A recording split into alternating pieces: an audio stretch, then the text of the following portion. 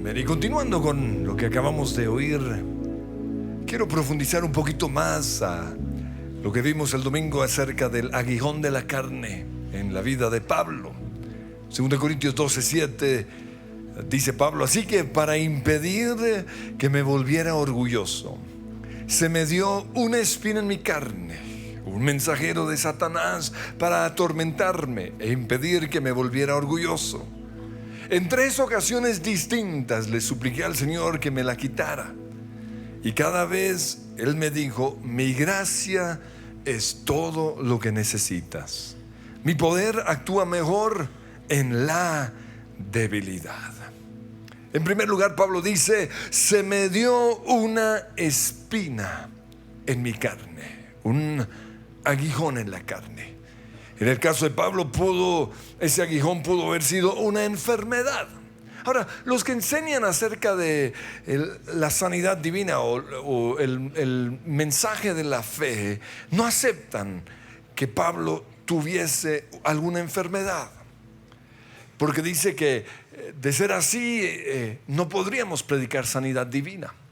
Pero todo lo contrario, en mi caso personal, yo creo que al saber que Pablo tuvo una enfermedad, en lugar de ser algo negativo, me da esperanza. Porque para mí una persona transparente que no esconde su humanidad es de mayor bendición que una persona que aparenta no tener problemas. Y yo encuentro en Gálatas capítulo 4 versículo 12 a Pablo hablando totalmente abierto acerca de su enfermedad. Él dice: ustedes no me trataron mal cuando les prediqué por primera vez. Sin duda recordarán que yo estaba enfermo la primera vez que les llevé la buena noticia, aunque mi condición los tentaba a no aceptarme. Ustedes no me despreciaron ni me rechazaron, lo que me muestra que su estado de salud era tal que la gente podía rechazar a Pablo, pero no lo hicieron.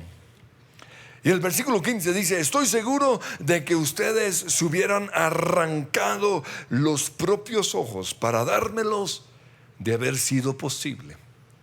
Y precisamente debido a esto, muchos creen que el problema de Pablo tenía que ver con sus ojos. El tipo era ciego como yo, lo que para mí son como buenas noticias.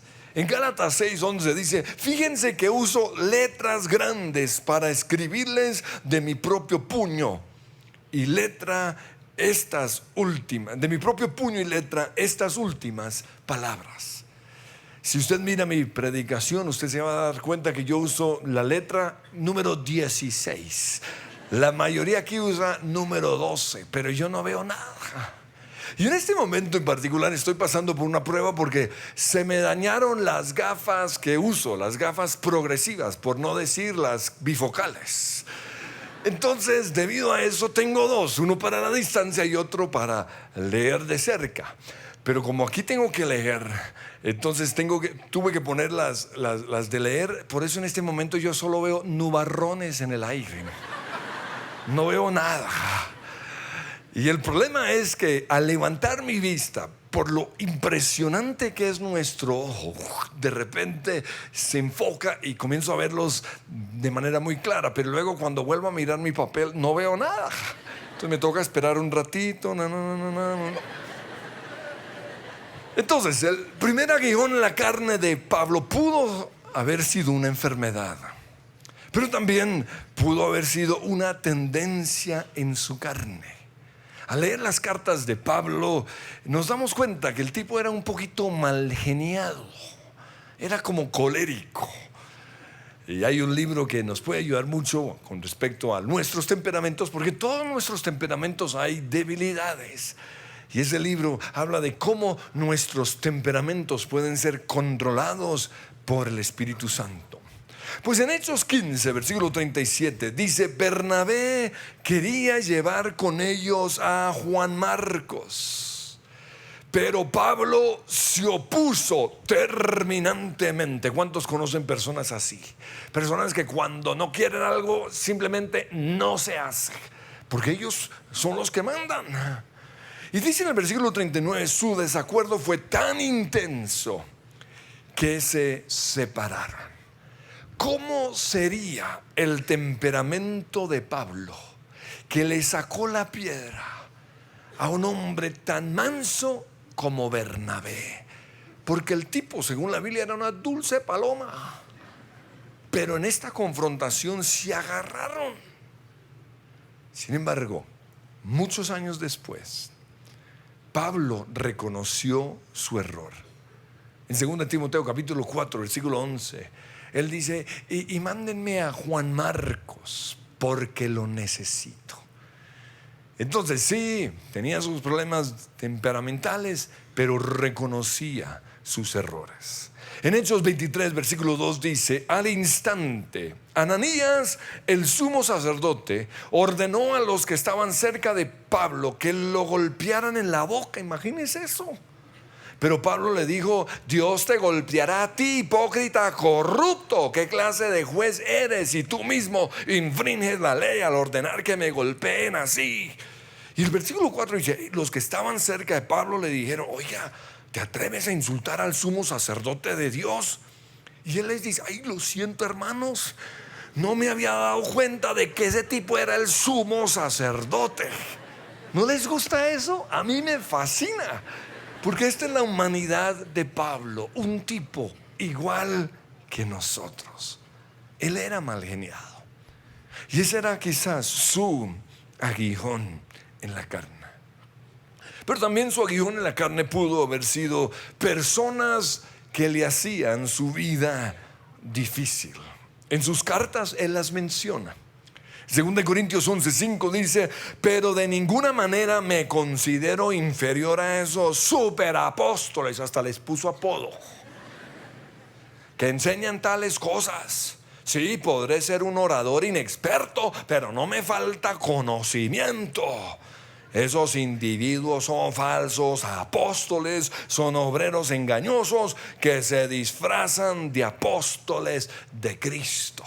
Entonces aquí está hablando de gente que se la tenían dedicada a Pablo y se está defendiendo. Gálatas 4:17 también él dice, esos falsos maestros están muy ansiosos de ganarse el favor de ustedes, pero sus intenciones no son nada buenas. Lo que quieren es aislarlos de mí para que ustedes solo les presten atención a ellos. No, el problema era tenaz. Se habían infiltrado dentro de las iglesias y estaban empezando a regar calumnia para que la gente saliera de las iglesias. Y esto es algo que aún sucede hoy. Esto era el aguijón, o esto pudo haber sido uno de los aguijones en la carne de Pablo. En 1 Corintios 9:3, él les da una respuesta a estas personas. Él dice, esta es mi respuesta a los que cuestionan mi autoridad. Y empieza a dar su respuesta. Pero el punto aquí es que cuestionaban su autoridad. Su aguijón también pudo haber sido las persecuciones. En 2 Corintios 11:23, Pablo nos da todo un listado de persecuciones que tuvo que soportar. Él dijo, estuve en muchas cárceles, me apedrearon, en 5 ocasiones soporté 39 latigazos. En esa época castigaban a las personas con 39 latigazos, porque si le daban uno más se moría el tipo. Por eso en lugar de darle 40 le daban ¿cuántos? 39. Cuando ya estaba a punto de morir lo dejaban sufriendo. Y Pablo soportó esto. Lo azotaron también, dice, con varas. Y lo que pasa es que algunos aguijones están incluidos dentro del paquete que se nos da a nosotros, que hemos tomado la decisión de seguir a Jesús. En 2 Timoteo 3:11 Pablo dijo, ¿sabes cuánta persecución y sufrimiento he soportado? ¿Y cómo fui perseguido en Antioquía, Iconio y Listra? Pero el Señor me rescató de todo eso Es cierto, y todo el que quiera vivir una vida de sumisión a Dios en Cristo Jesús sufrirá persecución. Entonces, esta es la línea chiquita que uno no lee cuando recibe al Señor.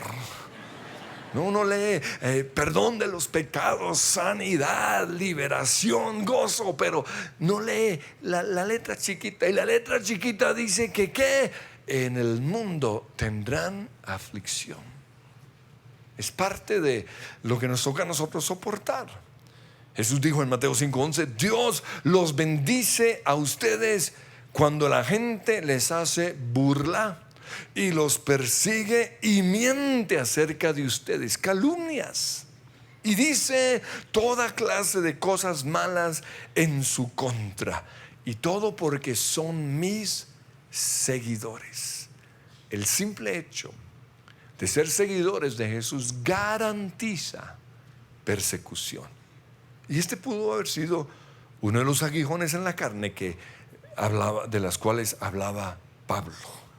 En Marcos 10:29 dice: les aseguro que todo el que haya dejado casa o hermanos o hermanas, madre, padre, hijos o bienes por mi causa, dice Jesús, y por la buena noticia, recibirá ahora a cambio 100 veces más. Y hasta ahí nos detenemos. Pero si usted sigue leyendo el versículo, dice: ay, y junto con persecución. Entonces, esto es parte del paquete. Recuerdo hace un tiempo una niña de la iglesia que se estaba quejando de las consecuencias del éxito y de la fama de su esposo. Decía: es que nunca está en casa. Cuando salgo con él, nadie me respeta. O sea, como si nada, no se dan cuenta que hey, yo soy su esposa. Las niñas se tiran encima de él y ¿yo qué? Las consecuencias de qué? De estar casada con un personaje público. La gente cree que es dueña de esas personas y estaba sufriendo. Pero esto es lo que debemos darnos cuenta, que puede estar incluido dentro de un matrimonio cuando nos casamos con una persona famosa. Lo mismo también puede suceder con un hombre que se casa con una mujer bonita. Todos los tipos la van a mirar. Imagínense, te queda, mira, que aguante, mami, papito. ¿Quién lo mandó casarse con semejante belleza? Es el precio. Lo que hay que hacer es trabajar más bien con nuestras inseguridades. Es que mi esposo nunca está en casa, dijo una señora. Entonces le pregunté: ¿y usted por qué se casó con él? No, porque es que el hombre era exitoso. ¿Usted sabía que éxito igual mucho trabajo? Cuando usted se casó, ¿sabía que eso era lo que implicaba tener un esposo próspero o exitoso? Siempre va a estar trabajando. Lo que pasa es que lo que nos gusta del esposo o de la esposa casi siempre viene incluido con algo que no nos gusta. Eso es parte del paquete.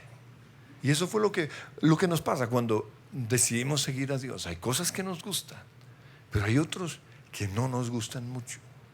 Por ejemplo, la mujer que se casó con un tipo que es un hombre hogareño. Ay, divino con los niños. Ay, wow. Pero después de unos años se queja porque no hace nada. Me toca a mí salir a trabajar. El tipo ahí en su casa no hace nada. Pero eso fue lo que su merced buscó. Entonces, ¿estamos nosotros dispuestos a soportar el aguijón en la carne que a veces viene incluido con la bendición?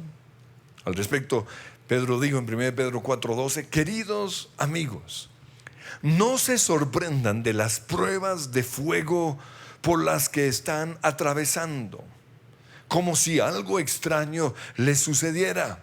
En cambio, alégrense mucho, porque estas pruebas los hacen ser partícipes con Cristo de su sufrimiento, para que tengan la inmensa alegría de ver su gloria cuando sea revelada a todo el mundo. Si usted quiere celebrar la gloria del Señor en el futuro, usted va a tener que aguantar un poco de sufrimiento.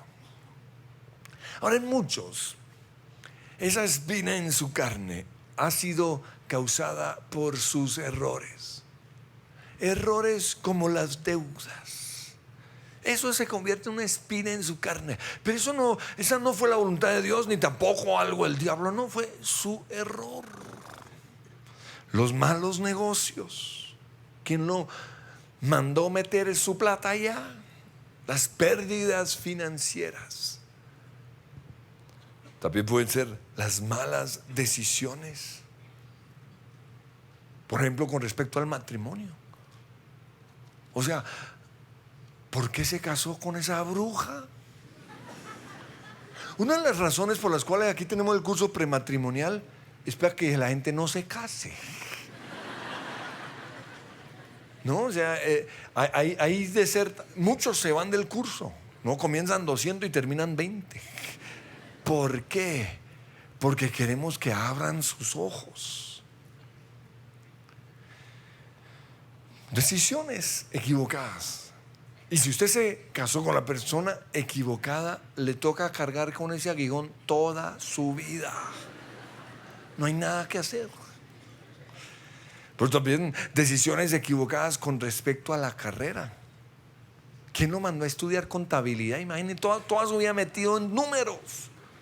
¿O quién lo mandó a estudiar derecho? Yo no hubiera estudiado eso ni loco. Pero algunos lo hacen y luego se quejan. Ahí está. Malas decisiones con respecto a la iglesia. Muchos en momentos de crisis se largan de la iglesia y se van de la bendición de Dios. A mí me da tristeza ver personas que estuvieron aquí hace 20 años, 18 años, que hoy podrían ser personas tremendamente usadas por Dios, pero en momento de crisis se fueron y hoy no son nada. Decisiones equivocadas. Pero también una espina en su carne puede ser causado por un mal pensamiento. Nuestra mente es el campo de batalla de Satanás. Y muchos han permitido que el enemigo ponga en su mente mentiras que se han convertido en aguijones en su carne. Mentiras que los atormentan todos los días de su vida. Además de esto, hay cosas como amarguras.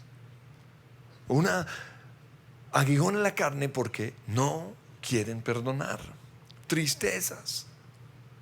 Hay personas que deciden ser tristes. Oyen música que les produce tristeza. Es una decisión que toman. La murmuración.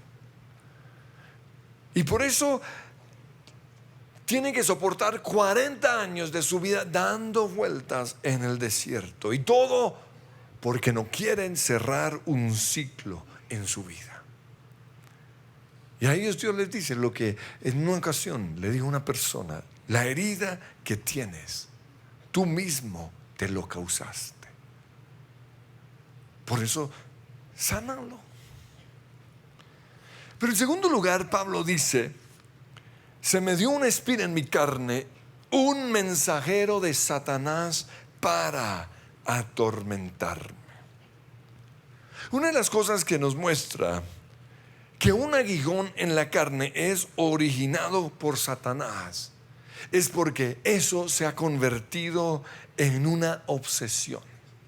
Cuando algo en su vida es una obsesión que no se va, o sea, usted todo el tiempo odia a esa persona, odia esa cosa, eso ya muestra que el problema ya no es de la dimensión natural, sino espiritual. Un ejemplo de esto es la persecución que hemos tenido últimamente como iglesia de parte de la Junta de Acción Comunal de nuestro barrio. Son solo 3 o 4 personas. Y ustedes no se imaginan los problemas que han armado. Es una obsesión tal que ya nadie se lo soporta. Pero cuando el Señor me mostró que era una obsesión, yo entendí que mi lucha contra ellos no era en la dimensión natural. No es salir a discutir, no es salir a hablarles, sino que es guerrear. Porque las armas de nuestra milicia no son carnales, sino poderosas en Dios para la destrucción de fortalezas. Entonces, ese aguijón en su carne puede ser causado, puede ser originado por el enemigo.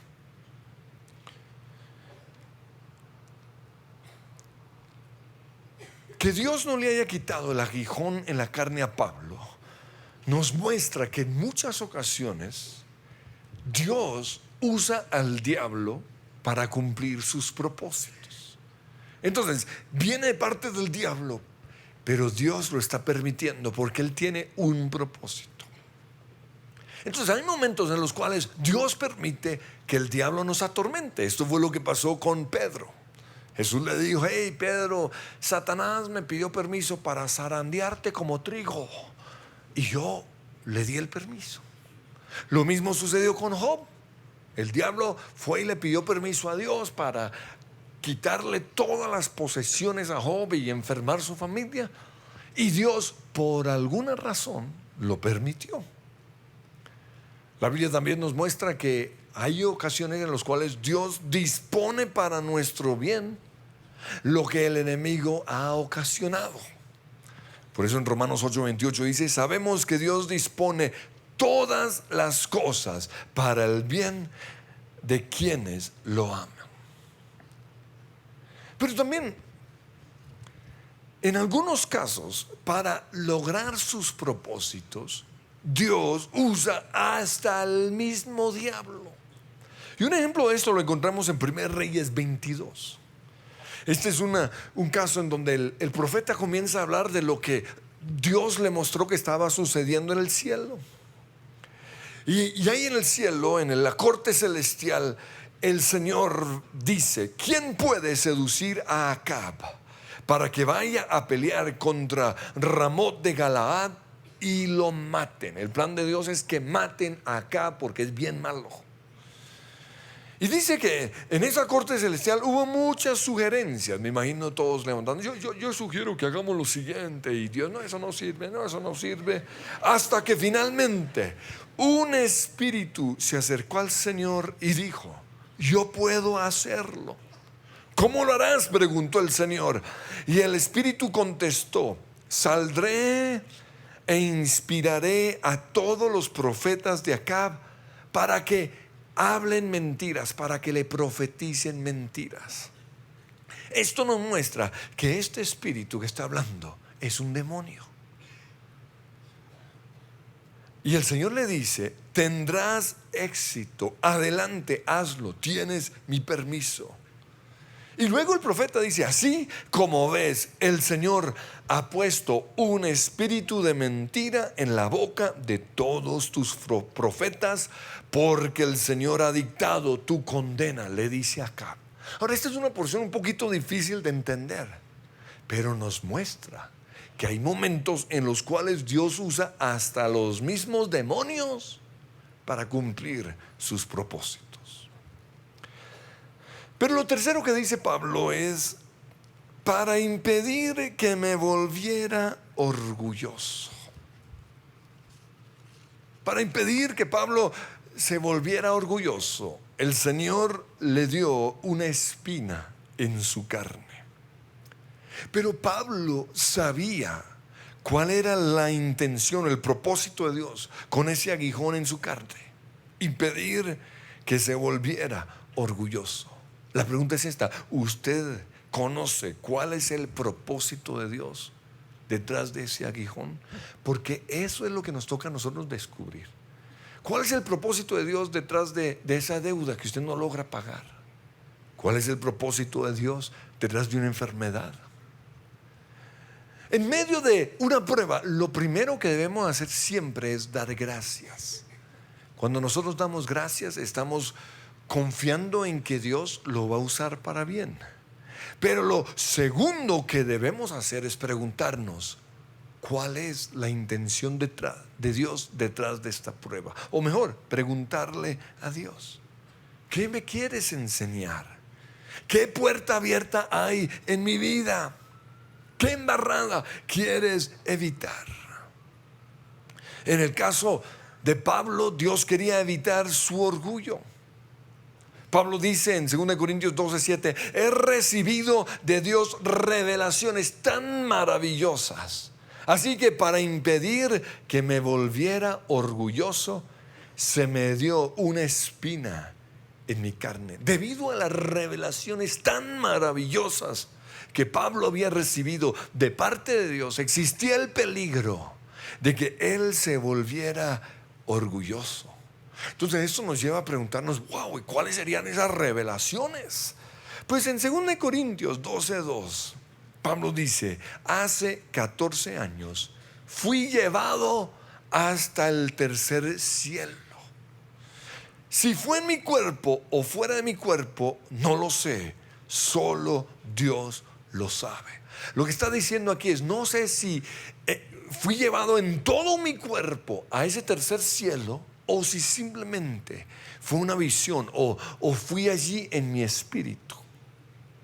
Pero sí sé que fui llevado al paraíso y oí cosas tan increíbles que no pueden expresarse con palabras, cosas que a ningún humano se le permite contar. Y luego en el versículo 5 dice: de esa experiencia vale la pena jactarse. Pero entonces tengamos presente el versículo 12.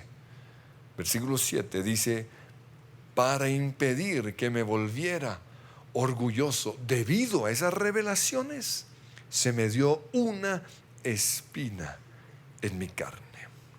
Ahora, en ningún momento en las cartas de Pablo él nos cuenta la visión que tuvo, pero podemos deducir algunas cosas al leer sus cartas y también al ver la clase de vida que tuvo Pablo.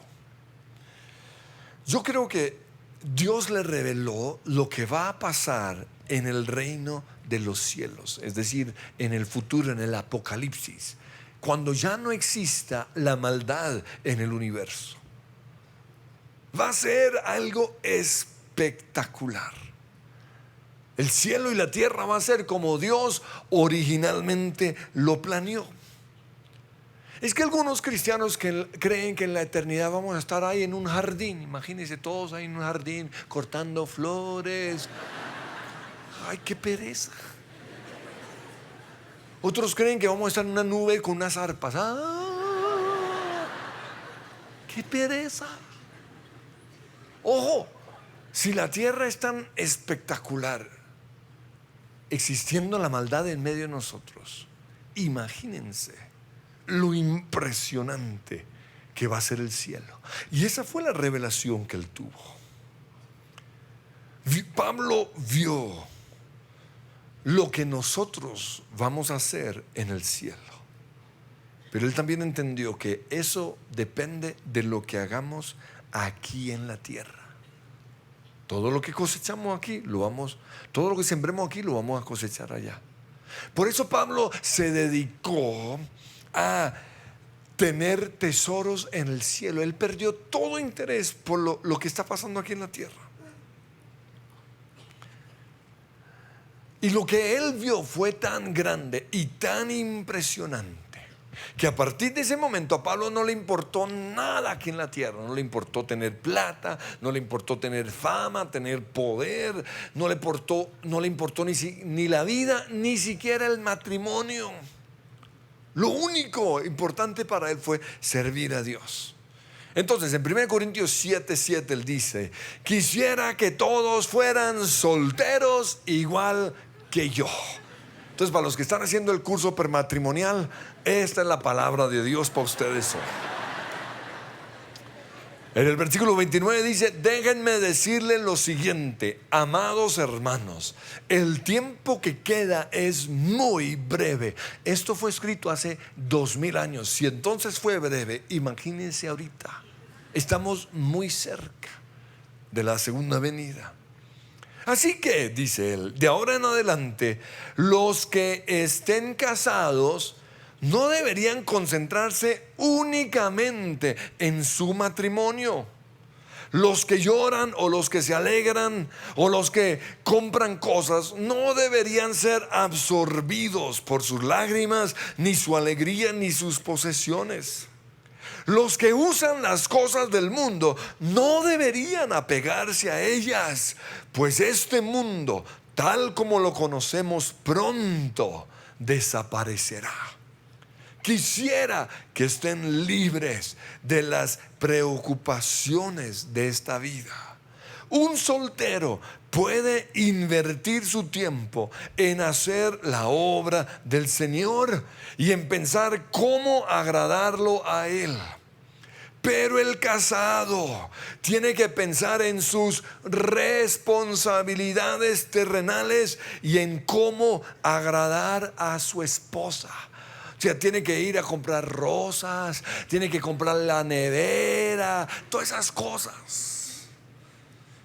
Y por eso dice, sus intereses están divididos entre Dios y su esposa. De la misma manera, una mujer que ya no está casada o que nunca se ha casado puede dedicarse al Señor y ser santa en su cuerpo y en espíritu. Pero una mujer casada tiene que pensar en sus responsabilidades terrenales y en cómo agradar a su esposo, hacerle cuchuco, hacerle frijoles y todas esas cosas. Y luego Pablo dice, hey, un momentito, les digo esto para su propio beneficio, no para imponerles restricciones, o sea, no para que se salgan del curso prematrimonial. Y luego, y este paréntesis lo pongo yo, no está en la Biblia, pero es como si Pablo estuviese diciendo, hey, recuerden que yo sé algo que nadie sabe. Mi deseo es que hagan todo lo que les ayude a servir mejor al Señor con la menor cantidad de distracciones posibles. O sea, si su matrimonio va a ser una carga, no se case. Si ese negocio va a ser una carga y lo va a sacar a usted de lo realmente importante, lo que tiene que ver con la eternidad, ¿para qué pierde tiempo? Pero Pablo puede escribir esto debido a las revelaciones que tuvo. Como nosotros no las hemos tenido, decimos, ay, sí, Pablo, ay, sí. Pero simplemente tengamos esto presente. Ahora, en el caso de Pablo, su gran debilidad, debido a las revelaciones tan impresionantes que él tuvo, su gran debilidad era que se volviera orgulloso. Y al volverse orgulloso, él empezaría a creerse más que otros. Al volverse orgulloso, él empezaría a abusar de su poder. Y al volverse orgulloso, él podría llegar a pensar que no necesitaría de otros cristianos. Esto lo digo porque estas tres cosas le pasan a muchos cristianos cuando se vuelven orgullosos. Por esto Dios le obligó o le puso un aguijón en su carne que le obligaba a depender de otros. Si usted lee las cartas de Pablo, él todo el tiempo estaba pidiendo, ay, mándeme a Timoteo, ay, mándeme a Juan Marcos, ay, no me dejen solo. ¿Por qué?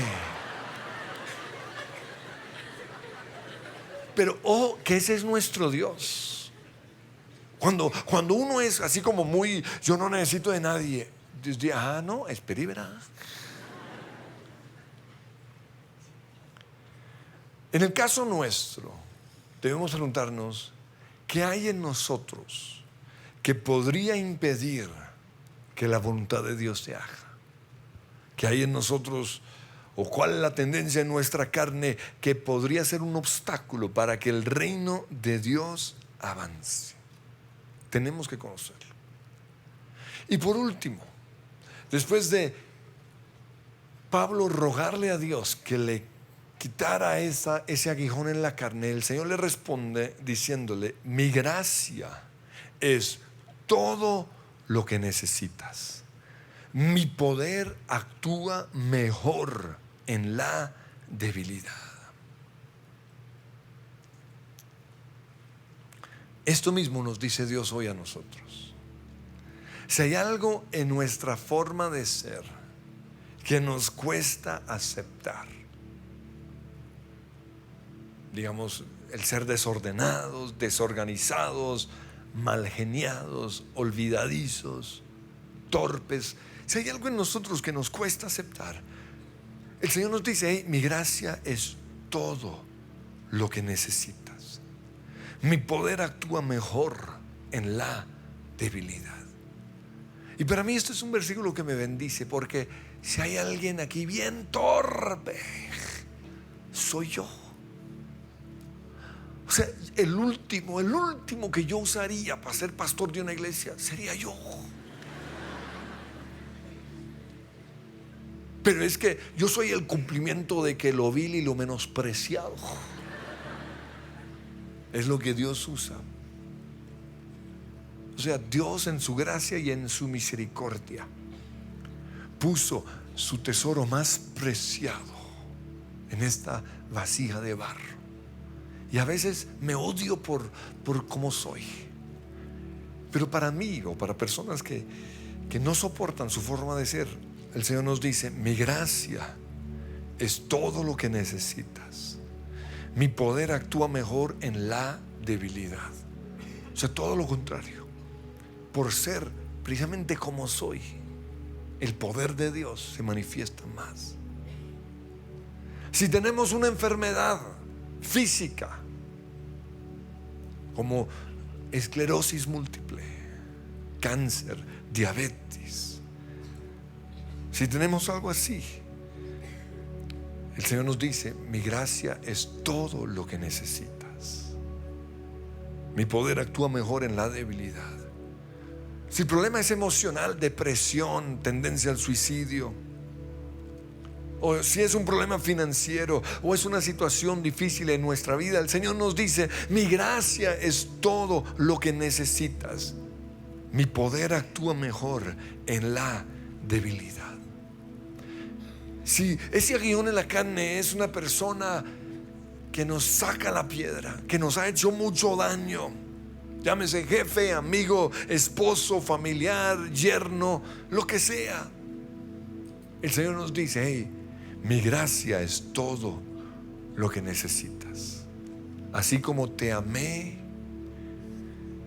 te acepté y te perdoné a ti, quiero que ames y aceptes y perdones a esa persona. Por eso quiero que cerremos nuestros ojos. Y ahí con tus ojos cerrados quiero compartirles una buena paráfrasis de lo que Dios nos dice en este versículo, y es la siguiente: mi gracia es lo único que necesitas, porque en lo que tú eres débil, yo soy fuerte.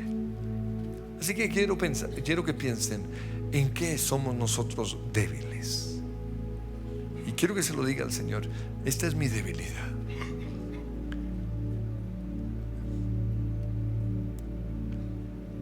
Y el Señor nos dice: en tu enfermedad, si la debilidad es enfermedad, en tu debilidad, en tu enfermedad, yo soy fuerte. En tu depresión, yo soy fuerte. En tu pecado, en esa tendencia pecaminosa, yo soy fuerte. Mi gracia es todo lo que necesitas. En tu cansancio, yo soy fuerte.